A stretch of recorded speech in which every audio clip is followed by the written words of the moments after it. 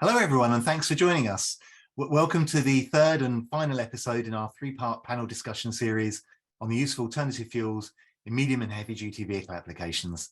I'm Nino Di Cara, the founder of Electric Autonomy Canada, and I'm delighted to introduce a series which is sponsored by Petro-Canada. Petro-Canada is committed to keeping Canadians moving, no matter what fuel they use. The launch of Canada's Electric Highway, Canada's first coast-to-coast network of ultra-fast EV chargers, enabled lower carbon mobility for EV drivers. Now, Petro-Canada is proud to introduce an innovative new diesel product to help commercial fleets in BC move towards their climate goals. Petro-Canada Eco Diesel is a drop-in renewable fuel made with hydro-treated renewable diesel that offers the same high performance as conventional diesel, while also reducing the greenhouse gas emissions by up to 84% compared to conventional diesel. To learn more about Petro-Canada Eco Diesel, visit petro-canada.ca/ecodiesel. And we're grateful to Petro-Canada for their support. Well, to have any hope of reaching our climate targets, we need to decarbonize the impact that medium and heavy duty long haul vehicles have as soon as possible while we travel on the road to converting them to be fully zero emission. On this journey, where is the place and best use case for alternative fuels in the transportation industry? What are the barriers to adoption? And what is the timeline we need to scale at in order to be domestically useful and internationally competitive? I'm delighted to introduce an outstanding panel of expert speakers today who are joining us for this topic, and a big thank you in advance for them all coming on board to share their expertise with us. They are Rahul Gangal, partner and leader of automotive and industrials at Roland Berger; Shannon Wing, senior director, strategy and development at Suncor Energy and Petro-Canada; Jordan Lypchuk, Director of Clean Energy Solutions at Zing Delivery Solutions; Devin O'Grady, Director of Fuels at the Canadian Fuels Association; and my colleague Emma Jarratt, Managing Editor of Electric Autonomy Canada, who will be moderating the discussion. Before I hand over to Emma, I would like to say to everyone in the audience, we welcome questions from the audience and invite you to put them in the Q&A section in the bottom right of the screen. Please just pop them in there. And if you have general comments on the discussion overall, feel free to use the chat function. Well, Emma, over to you. Thanks, Nino. Welcome, everyone. I just echo Nino's thanks that you've all joined us today. It's great to have everyone on board for this third and final discussion looking at the future of alternative fuels in Canada. Where do we go from here? So with that, Rahul, if I could ask you to, set the stage for us, give us a real-time snapshot of where Canada is positioned in the world with respect to alternative fuel adoption and ability to scale. And I mean, give us a snapshot in like that very timely sense. Like, are we competitive? Are we advanced? Have we fallen behind? That sort of thing. So we are in the middle. And that's never a good state to be in, because it does not mean we are leading and it does not mean we are lagging. The risk to lag is high. We run a survey of over 40,000 respondents globally across 30 countries. And Canada is exactly in the middle of adoption of all options of fuels that can help decarbonize fleets in some way or the other. In terms of a snapshot view, it needs to be looked at from different types of fleet configurations. For smaller last mile fleets, where electrification would be an easier journey, it is on par, slightly ahead of Europe, but still a lot of catching up to do. On long haul and heavy haulage, mid-mile long haul, it's initiatives like the ones that have been recently done, for example, by Petro-Canada, that will really propel Canada to continue to be in that mid space or even rise up in those ranks and preferably be a leader in the space across the world. Now, that being said, Canada has all the ingredients to be the leader in the world. It has a vibrant energy industry. It has a very strong industry academia interface. It has a robust distribution network. And in terms of distribution patterns, it has densities separated by large distances. So it addresses very well to a fuel network that can be planned in a certain way. But yeah, the short answer is we are in the middle. So Devin, with that, we're in the middle, I guess. It's a to be seen kind of answer, Rahul, that you've given. So Devin, with that, what do you think about the current level of engagement between the transportation sector and the Canadian government with respect to use and adoption of alternative fuels? Is that moving proportionate to the speed with which we need to transition? Thanks for the question. I think, over the last number of years, our sector, and CFA represents the refiners and fuel suppliers, we've been under a lot of engagement with the federal government in particular, across a number of different policies. But the one that's been keeping us the most busiest has been the clean fuel regulations, which of course were just finalized over the summer. But it's been a long, constructive engagement, I think. We're looking at 5-6 years of engagement on the development of those regulations.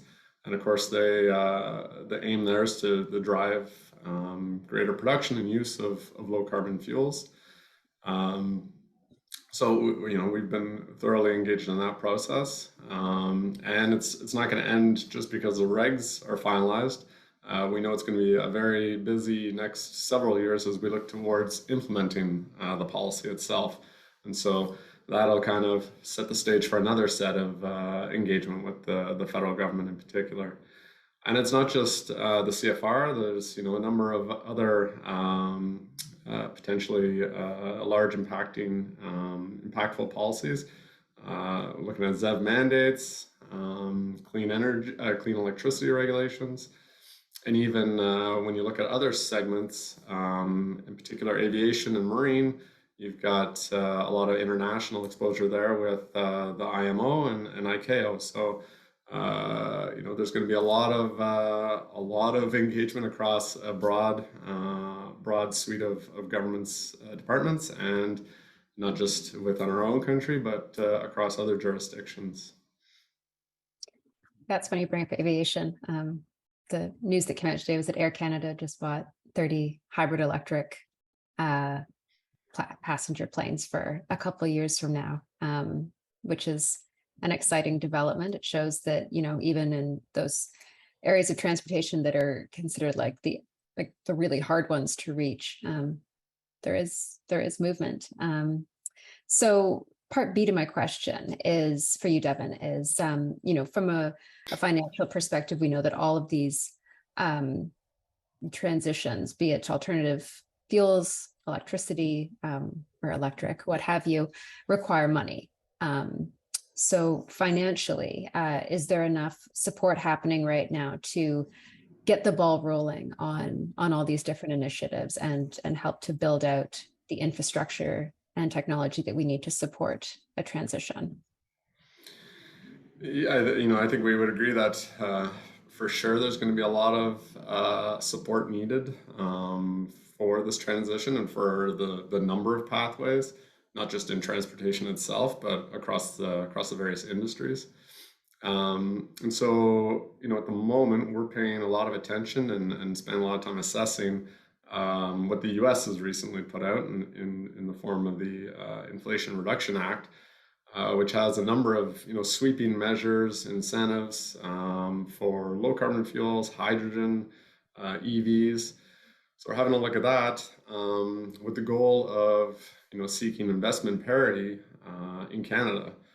And we're looking for parity with the US and other jurisdictions, simply because we want to have those fuels and technologies produced here in Canada, so that we're benefiting not only from the environmental goals and GHG reductions, but also benefiting from the economic side. So the jobs, the GDP, economic activity, and kind of also those spin-offs into other sectors.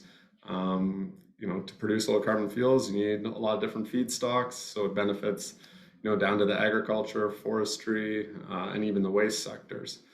So, we're looking to see what Canada can do in that space in terms of competing with the US. So Shannon, on the supplier side, picking up where Devin just left off, what can suppliers do, and what are the biggest barriers that you see, facing the future, the next, 3 to 5 years to really get alternative fuels into the mainstream? Yeah, thanks, Emma.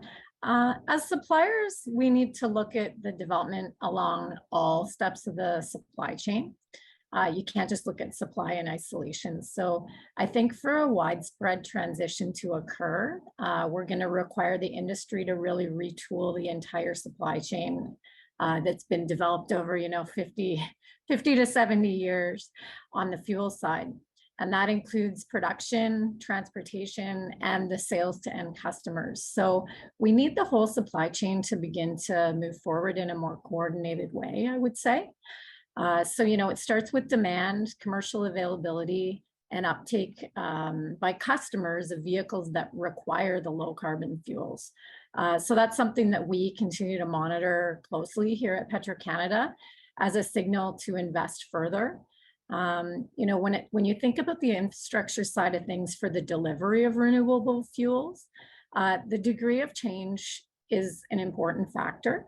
So for drop-in fuels, the infrastructure delivery requires less change. So, we've seen this transition occur with higher blends of ethanol into gasoline over the years, because it can easily be integrated up to a certain point. And, as we mentioned earlier, Petro-Canada has recently launched eco-diesel, which can similarly be provided with our existing logistics infrastructure and vehicles that our customers, already have on the road today, which makes it a lot easier for customers to adopt and for us to supply. For fuels such as hydrogen, it's an entirely new logistics and delivery infrastructure that needs to be built out within Canada. So this will take more time and a lot more coordination across the industry in order to facilitate wide-scale adoption. So, I would say the key point is that we need everybody to work together across the ecosystem and move in lockstep in order for the transition to truly take hold. Jordan, Devin, I see you all nodding along to and saying, did anybody want to, riff off of what Shannon has drawn our attention to? Any specific points you wanted to expand on? I'd just like to add one point there to what Shannon said. I'm sorry for interjecting here. There is a limited clarity on the technology roadmap. And that will also play out. So we don't know what is the journey we're going to take for different classes of vehicles. For last mile, it could very well be hydrogen or some other alternate technology and not a fuel mix. And hence, we need to have that pragmatism about it, because these are also very expensive transitions to plan. We need to be pragmatic about which journey we are taking. Great. Jordan, I wanted to get your thoughts on, the issues that Rahul and Shannon have just talked about, cost being a particularly problematic one, but also, the siloing of information, or, the bottlenecks along the road to a transition. Do you have any brilliant ideas about how any of those could be overcome? Any new ideas that you've seen tried somewhere else that you think might be able to be replicated here with some success? Yeah, and first, maybe I'd like to hit on a few things that Shannon said, and specifically around the infrastructure. Right, there's a lot of information right now around the vehicles and the new alternative fuels coming out, but sometimes, often, what gets at least forgot about a little bit in industry is the infrastructure, and so in a lot of ways how it's sort of lagging behind, and the significant more investment that I think needs to be thought about and implemented, but also executed by both policy, government, industry, and as people get more and more into the alternative fuels, making sure that they're balancing that information of the different complexities around this transition. So it's not always just focusing on the the front and center. There's many new vehicles being available in alternative fuels, and so I've often found that that's the first place people go to is sometimes the technical equipment or the technology, when really sometimes that infrastructure is what needs to be the primary focus. And it's no secret, on the cost side, that often converting to alternative fuels or transitioning your fleet can be capital intensive, and often will be more capital intensive than sticking with your traditional transportation or ICE vehicles. But there's a lot of these new incentive programs being available, and whether it's the clean fuel regulation or some of the more regional programs like in BC for their low carbon fuel standard, or in California, and these different compliance markets or incentive programs, I think, can offer a little bit of a short-term solution for organizations that are looking to jump into it. And so when you're looking at taking this journey, the cost, you can't just look at the upfront cost.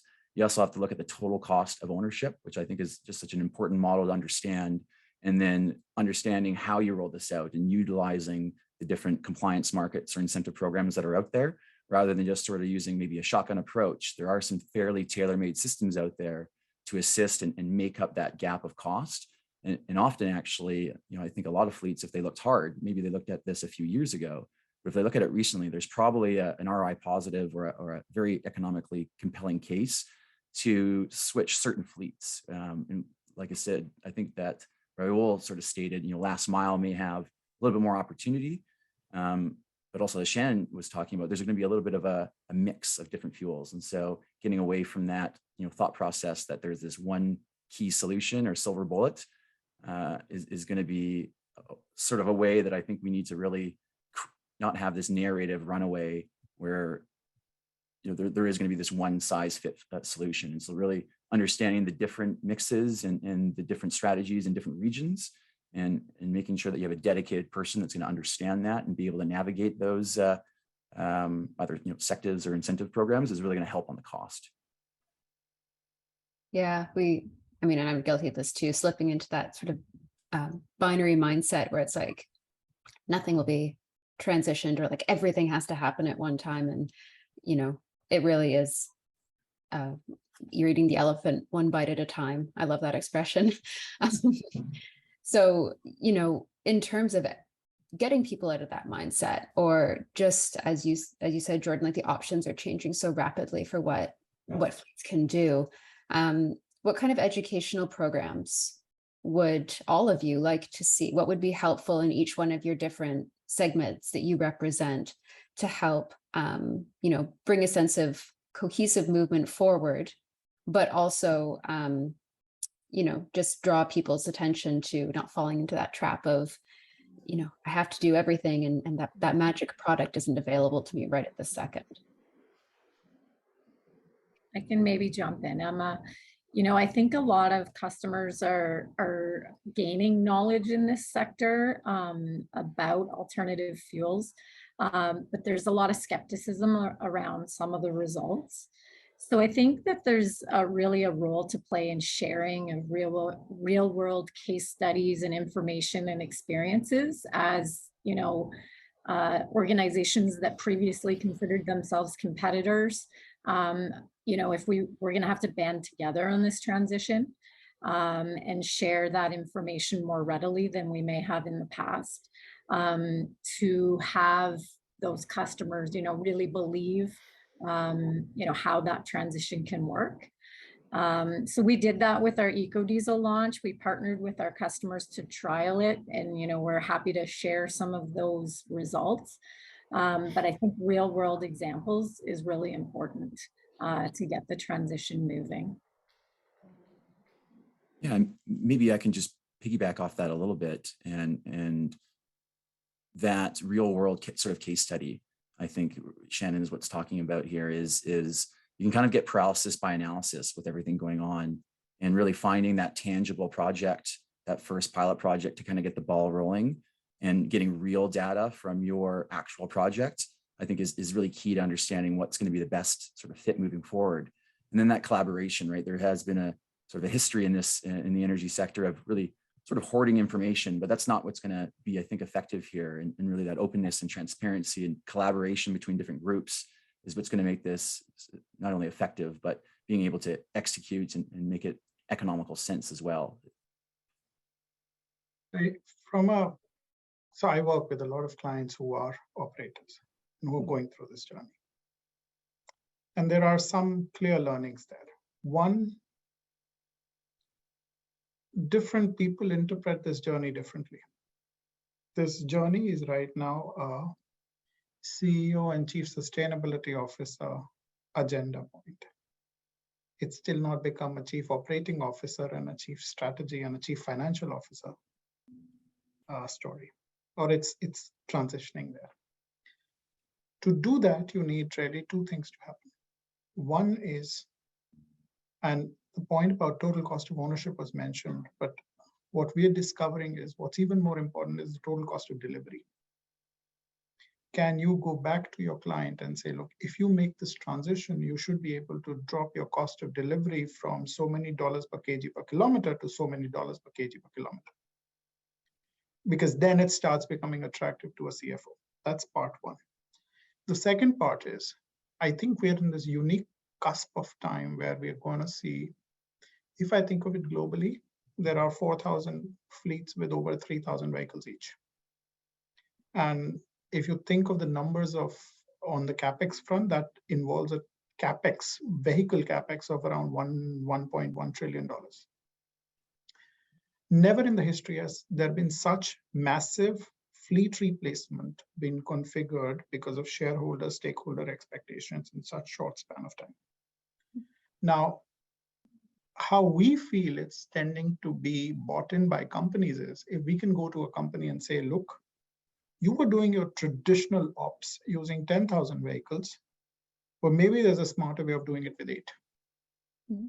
And whilst these are 8,000 new vehicles, and hence there is a certain CapEx, if you plan this transition smartly, you'll be able to achieve your ESG goals.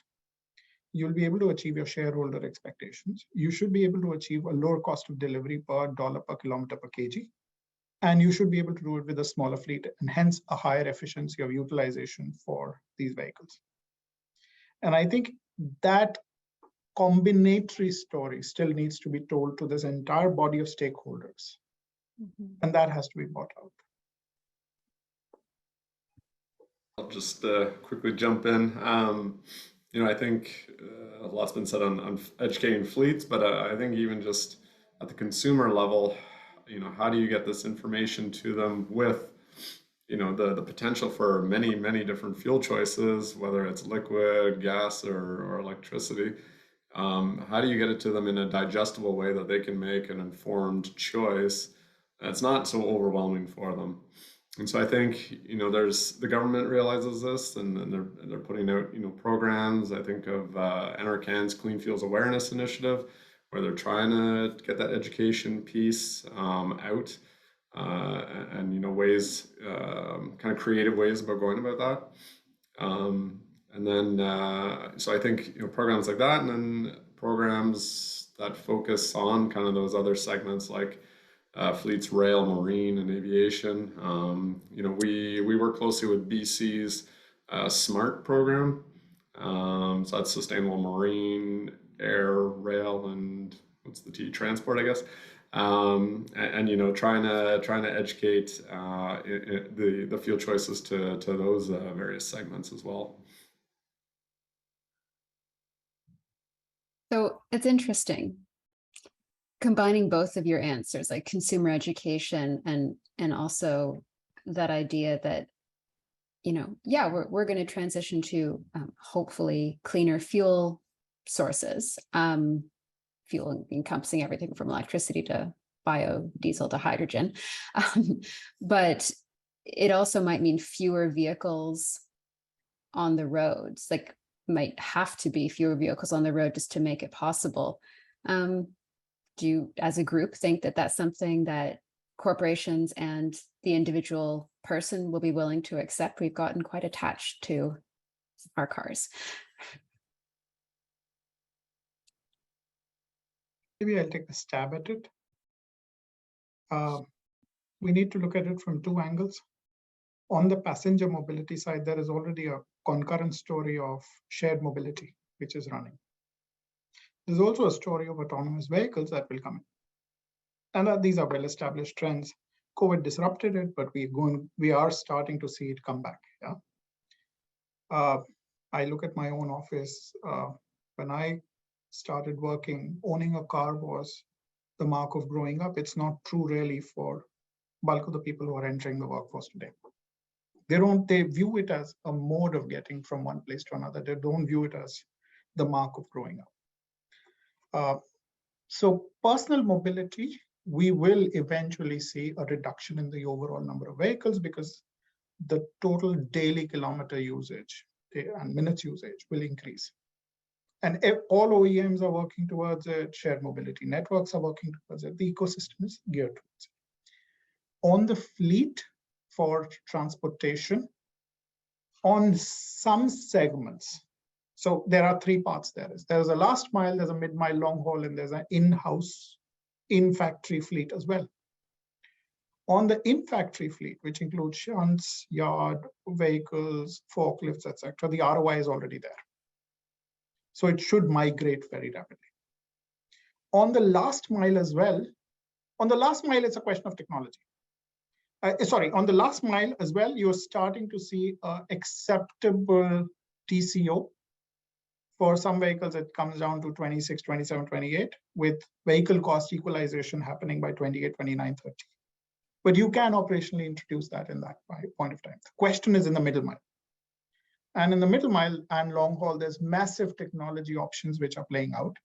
So we don't really have a full answer whether that's how that is going to play out. Thank you.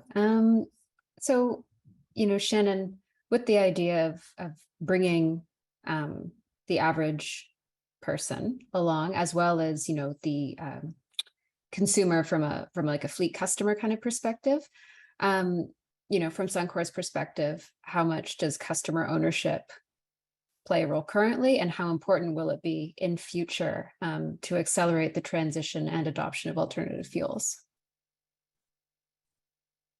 Yeah, so for us, maybe I'll start with more in the long haul segment.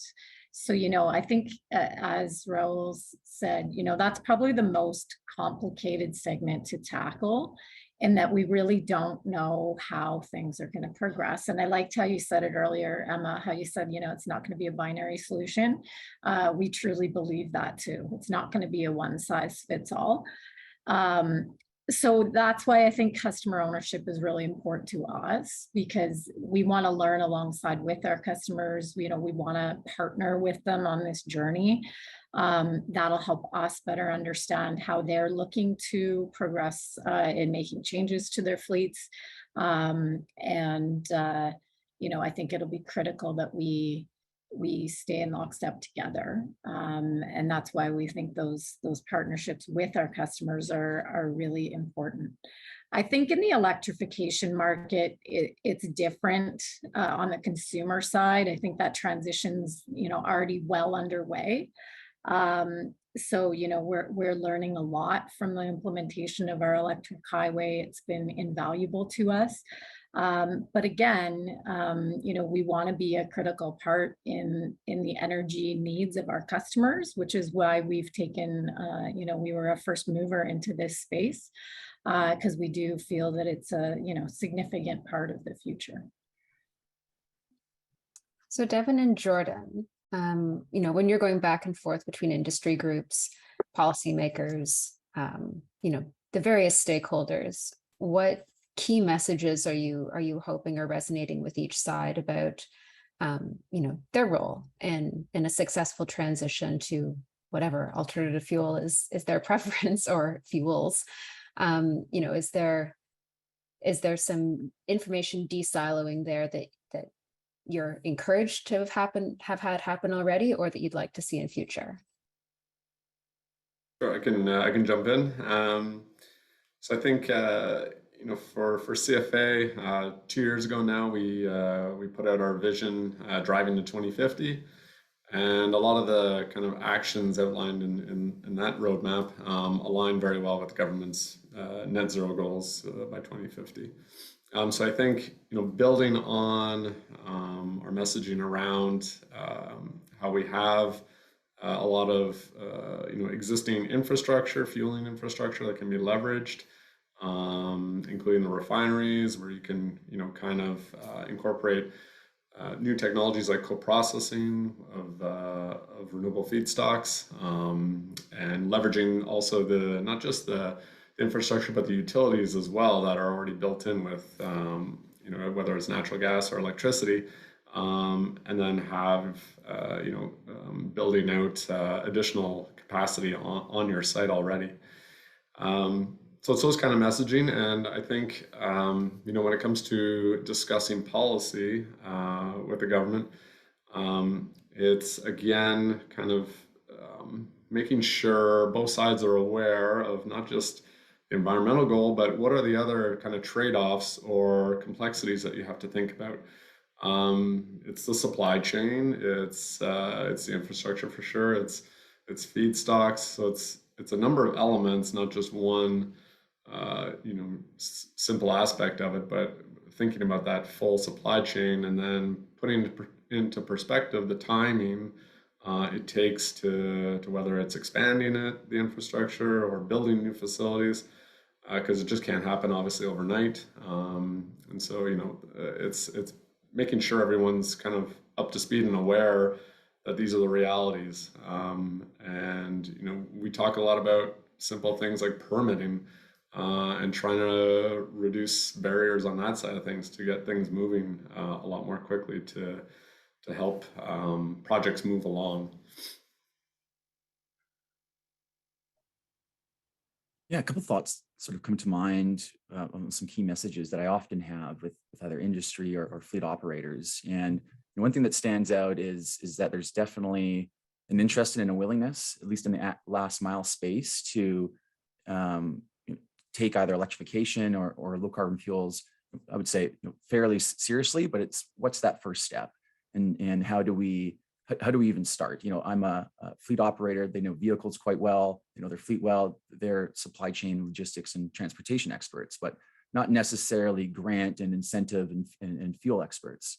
And so, you know, often some of the key messages that I have when talking to them is really understanding that strategy, that rollout strategy, and taking advantage of the different regional programs, because they can be quite powerful and quite material. And so it may be some time before the Prairies has a program that really impacts the total cost of ownership. But right now you've got some provinces and states, when combined with the federal programs, you know, you can be quite lucrative, and paying off a vehicle in sort of under 2 years in the medium duty space versus sort of 5 years on a nice space. So that the economics can be there, and really trying to get them to break away from those previous narratives, or if they saw a study from 2015 and really taking a look at the numbers and the fuel prices today and the incentive prices today.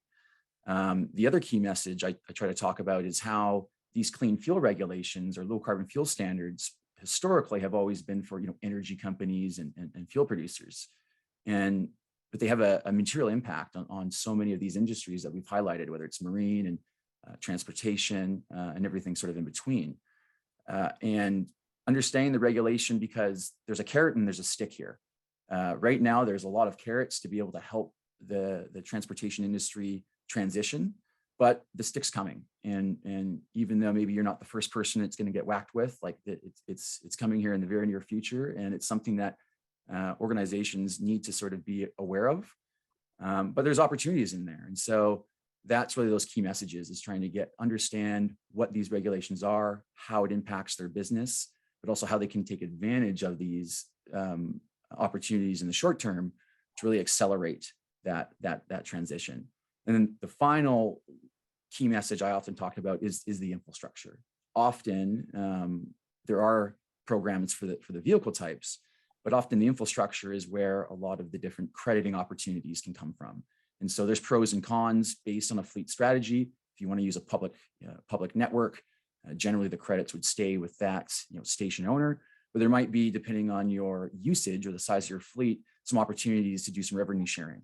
Or if you want to invest in that infrastructure and can find the appropriate grants or funding or capital resources, there is some potential long-term revenue opportunities, not only with owning your own station, but short-term payouts using the carbon markets. And so just getting them to have an understanding of the possibilities or capabilities, and that they don't need to do it all. There's different people in different sectors that can help with this and help them achieve their goals. Because the one thing is, sometimes you see people fighting over these grants. The biggest part is that we use them and that they go towards paying the assets regardless of who develops them. And so that's just some of the key points that I'm talking to about industry with. Great. Rahul and Shannon, did you want to weigh in on anything you've heard? I just like to add one point here. We're also going to see, so look, traditionally the transportation industry was approximately $2.1 trillion globally. The automotive industry was $1.2 trillion. The energy industry was $4 trillion. The largest automotive industry companies are $160 billion. The largest energy companies are $500 billion. You're starting to see a fight for the customer. And it's a fight for this customer's needs between energy companies, digital companies, automotive companies, and transportation companies. And it may just be the best time for the customer, because in this fight, the weaker business models will get eliminated. The customer will eventually get a much better cost alternative and a much more stable offering. But it will mean massive swapping of where does value lie in this value chain, and who owns the customer and who owns this entire piece. So I see less of a risk from the customer perspective. I see actually more risk for businesses that are operating across these value chains, and because some of them may not last this revolution once it's over. Sounds like the Hunger Games. Yeah, I was just going to add to Rahul's point. I think the risk in that, in the competitive nature of the industry and organizations going after the customer, the risk in that is customer confusion, right, and mixed messaging and those types of things. So I think that that's a role that as an industry we can help with, in terms of making sure there's clarity of messaging on the benefits of the transition as it plays out. I think the key that you guys are hitting on there is that the energy transition is going to create winners and losers, and companies that fail to sort of adapt and evolve are going to be left behind. Absolutely. I saw a question in the chat, Emma, that I thought I would. There was a question about, is providing things like HRD sort of slowing the transition to fully low carbon fuels. And I would say, our perspective is it's a tangible first step, and it's a quick win. This is a journey, and I think it's a step in the journey.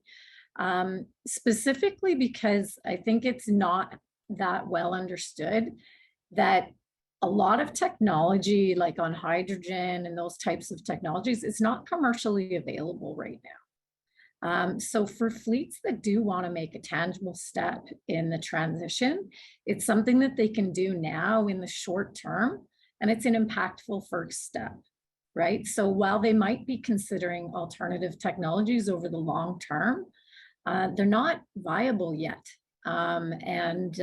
For large fleet operators, it's not like they can make a full transition to hydrogen today. It's just not possible.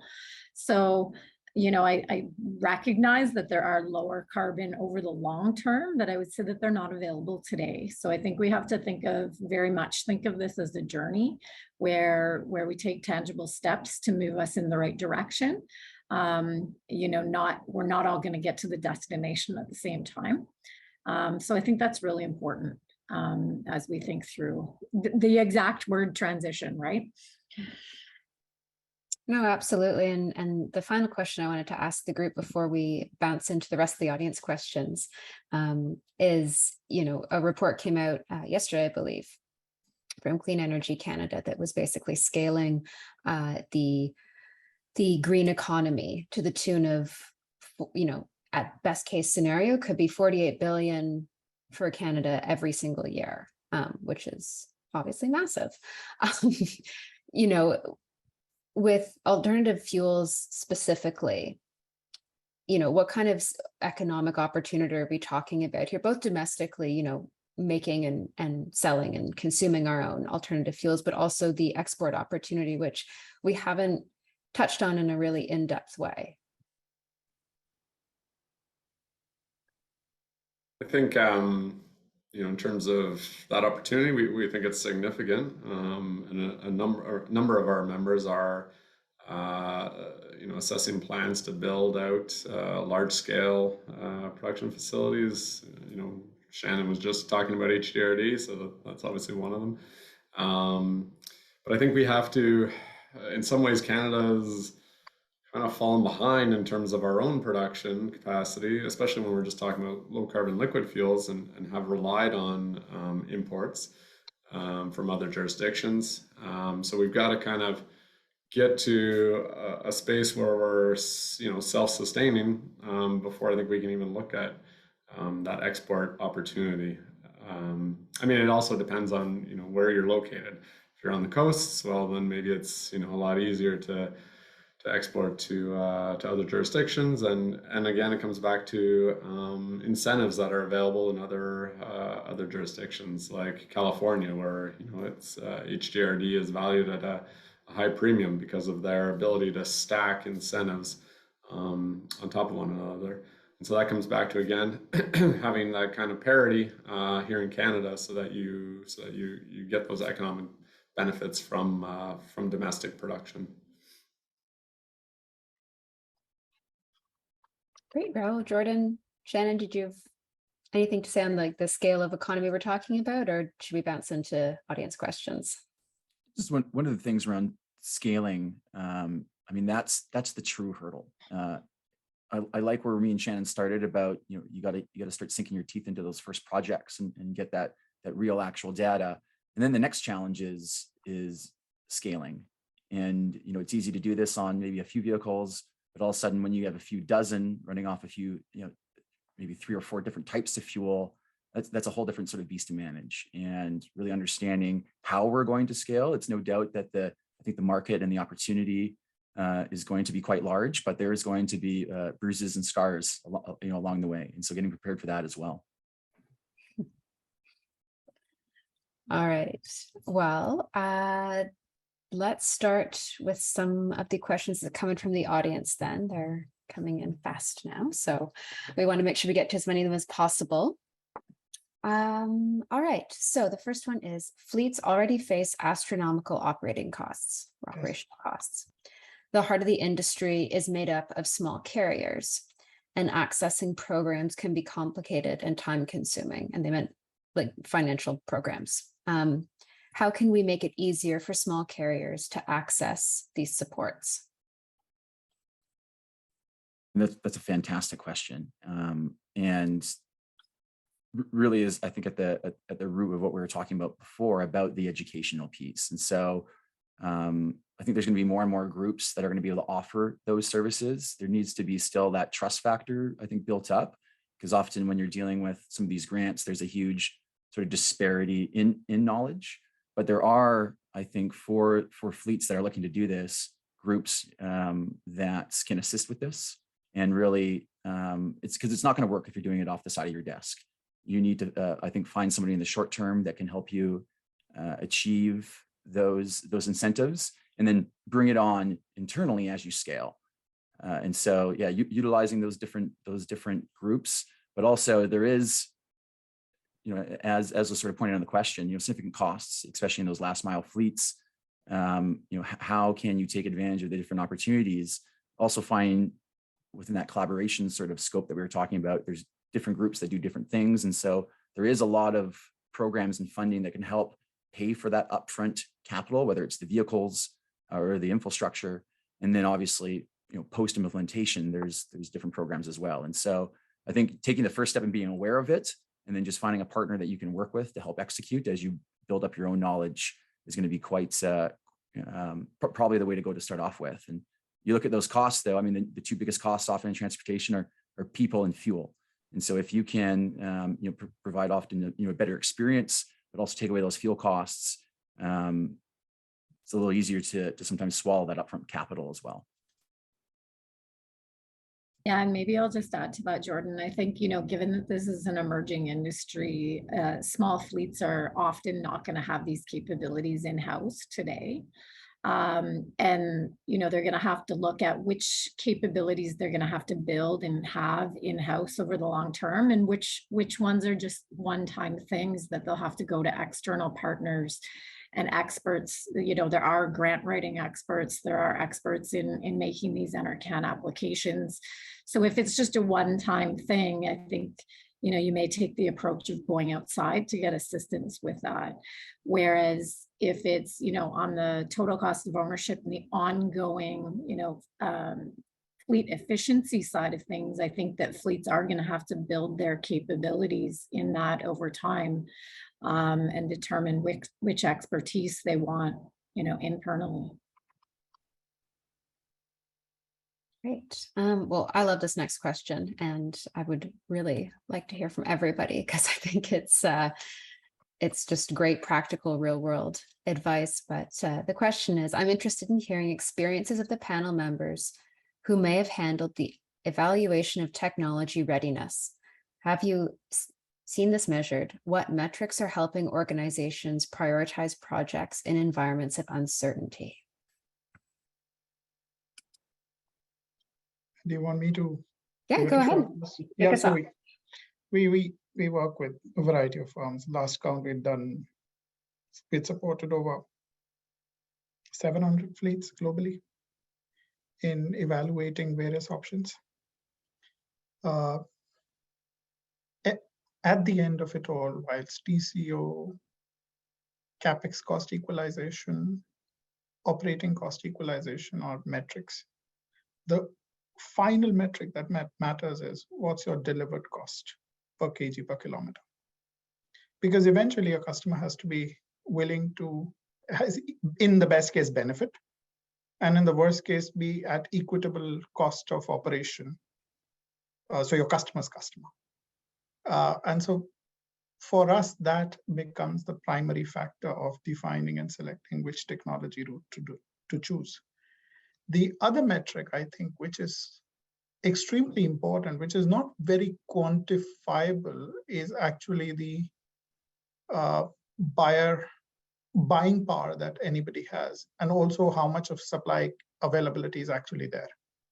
And that requires reasonable calibration to understand, fine, if hydrogen is my best case alternative, will there be enough supply in the market, or am I betting on a horse which sounds nice on paper but will not be really accessible?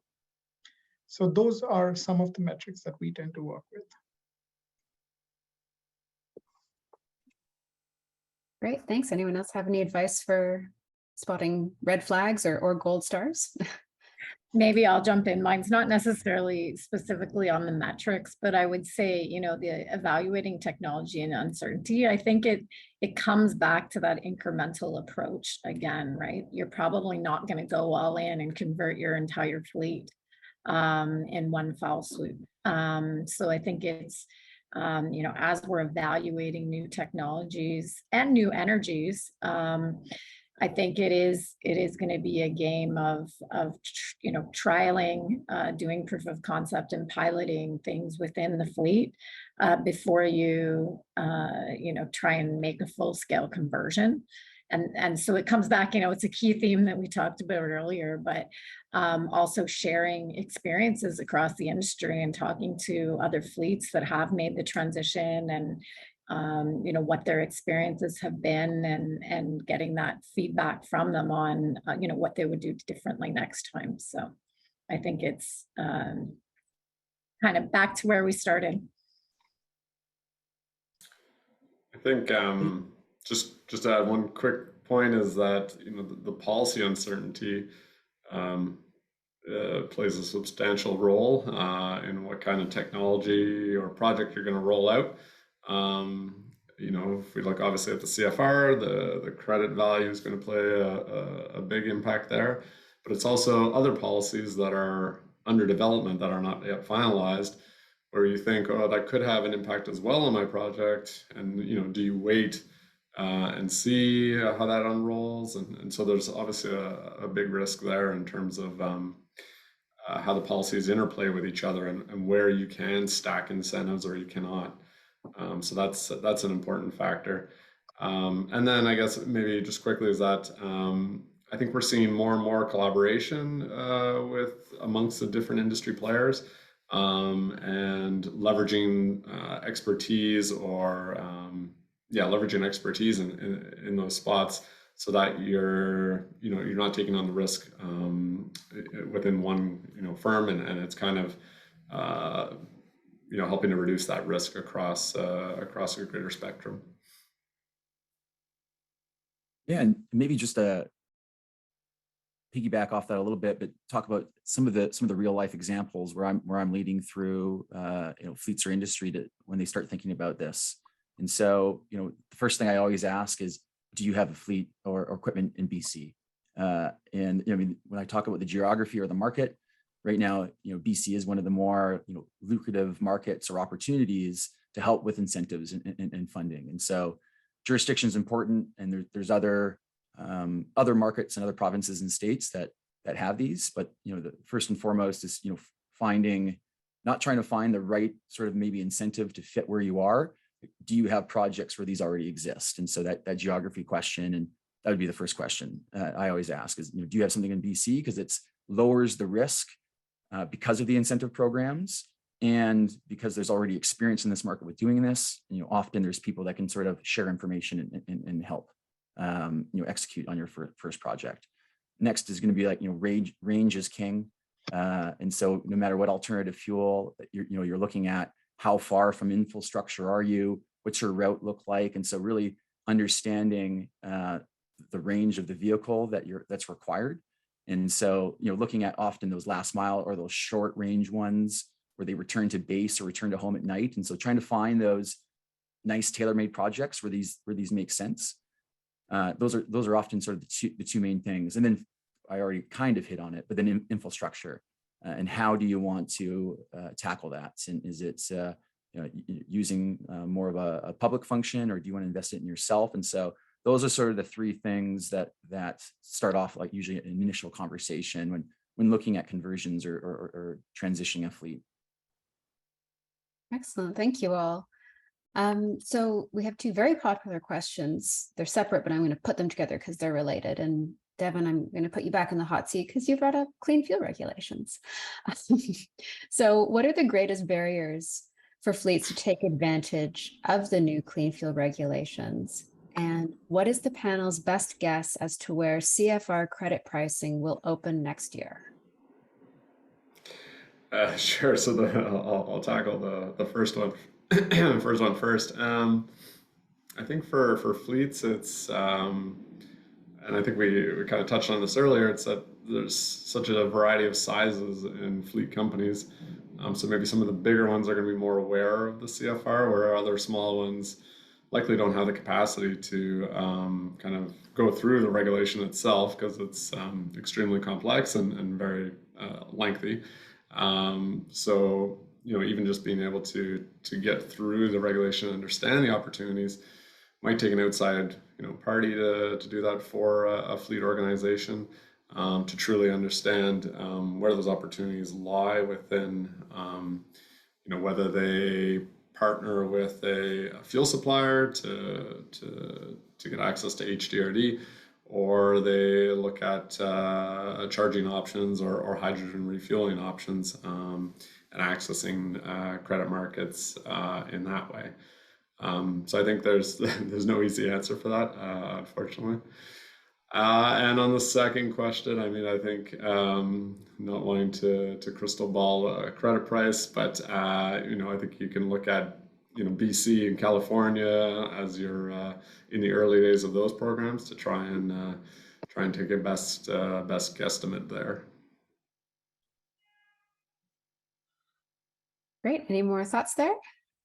Yeah, a couple of barriers or conversations I often have is around ownership. Who actually owns the credits? And so sometimes just understanding that chain of custody and who has the rights to the environmental commodity can be an upfront barrier, and just sort of trying to wrap your head around how this works. Because often sometimes you see in the carbon offset world, the people that, you know, are supplying the equipment, the clean tech, are like, I've made this product that's going to reduce all these emissions, but it's the landowner that often, you know, is paying for this equipment and installing it in their process that owns the rights to those attributes. And so understanding, I think, how the clean fuel, specifically the crediting mechanism works in that chain of custody, and that the fleet is, you know, reaping those rewards one way or another. Once again, I don't think that it's mandatory for a fleet to have to insert themselves in it. You can have a strong partner in a charging network that's finding a way to reinvest those funds into offsetting the fuel or infrastructure, or paying for the fleets. There's a whole bunch of different, I think, revenue sharing agreements that can happen where you can still have that knowledge and involvement in the CFR, but you know, maybe you're not the one that's actually you know, trading the credits themselves. The other one is understanding that sometimes the difference between the different credits that you can create on a CFR, some have restrictions, and then some you can monetize and sell them for the proceeds can go anywhere you want. And so understanding the different types of credits that you're going to be able to make, depending on how you set up your infrastructure, is, I think, another little bit of a barrier. So it's always around knowledge. And then finally, I think sometimes it's the aggregation. So as we pointed out on this webinar, sometimes the smaller fleets may not have the sophistication. And so finding a pool that potentially they can join to be able to partake in and sort of democratize these systems, I think we've got to create that. It's still new, but that will sort of allow these systems to be a little bit more reachable. Well, Jordan's got the last word by default because now we're out of time. Sorry, everybody, but that was a really great discussion. Such valuable, you know, frontline on the ground advice. Really grateful to you all for sharing your wisdom and insights. And thank you to our audience for asking such excellent questions. Those were great. Thanks, everyone. Thank you. And I'll add my thanks to the panelists. And thank you very much, Shannon, Devin, Jordan, and Rahul, for sharing your expertise so generously, and Emma for taking on the moderation role and doing that so well. Really great questions from the speakers. It's clear that we're on a very interesting journey together.